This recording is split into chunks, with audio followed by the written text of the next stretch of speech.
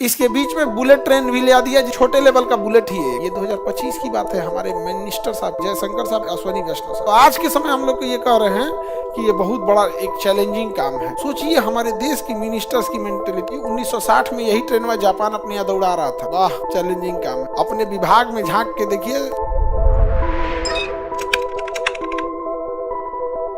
उसके ट्रैक अलग बनाने होते हैं जब 350 की रफ्तार से चलती है, इसलिए हमें ज्यादा वर्क हो रहा है।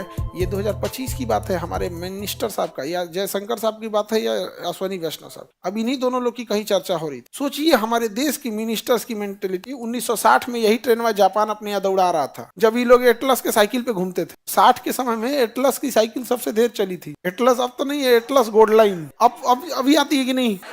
तो जब ये लोग एटलस पे घूम रहे थे ना, एटलस साइकिल पे, तो बुलेट ट्रेन चला रहा। तो आज के समय हम लोग को ये कह रहे हैं कि ये बहुत बड़ा एक चैलेंजिंग काम है। वाह, चैलेंजिंग काम है। अपने विभाग में झांक के देखिए, सब कामचोर भरे हैं, सब कभी सही नहीं होने वाला है। आगे बढ़े। बुलेट ट्रेन समझ में आ गया। इसकी पटरियां ना होती हैं, बैलेस्टलेस होती है, मतलब उसको ना सीमेंट से जमाना पड़ता है। अपने यहाँ तो क्या होता है, पटरी ऐसे बिछा दिए, इधर उधर नहीं डगरे, इसके लिए गिट्टी फेंक दिए, बड़का बड़का पत्थर, इधर उधर न गिरे। बुलेट में ऐसा नहीं फेंक सकते हैं, इतना तेज जाएगा कि उठा देगा, पत्थर में उड़ा देगा, डिसबैलेंस हो जाएगा। और उसके लिए अलग से अलाइनमेंट भी चाहिए। हमारे यहाँ रेलवे लाइन को ध्यान से देखना, 2 किलोमीटर बाद पक्का या तो दाहिने मुड़ा होगा या तो बाएं मुड़ा होगा, जैसे जैसे चाहती है। बुलेट ट्रेन के लिए एक लंबा स्पैन चाहिए, सीधा, समझे।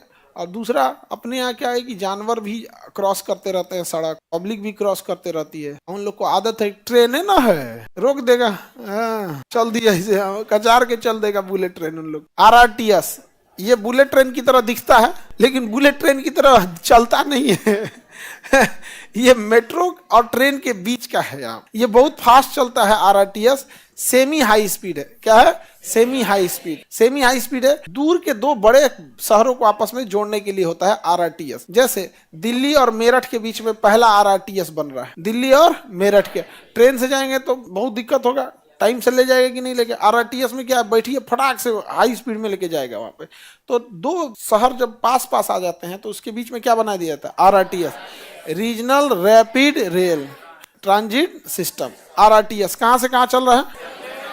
दिल्ली से मेरठ, वही गाजियाबाद। अब देखो होता क्या है ना, कि दिल्ली में अपना कंफ्यूजन में रहोगे कि हम यूपी के नोएडा में हैं, कि यूपी के गाजियाबाद में हैं, कि इंदिरापुरम में हैं, कि गुड़गांव में है। सब एक ही पास का एरिया है।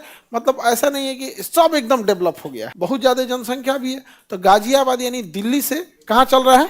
मेरठ के बीच में। गाजियाबाद से मेरठ के बीच में, गाजियाबाद और मेरठ के बीच में सबसे लंबा एक्सप्रेसवे है, सबसे चौड़ा, दिल्ली मेरठ एक्सप्रेसवे। इसके बीच में बुलेट ट्रेन भी ले दिया, जिसका नाम RRTS है। छोटे लेवल का बुलेट ही है, एक तरह का छोटे लेवल का बुलेट है।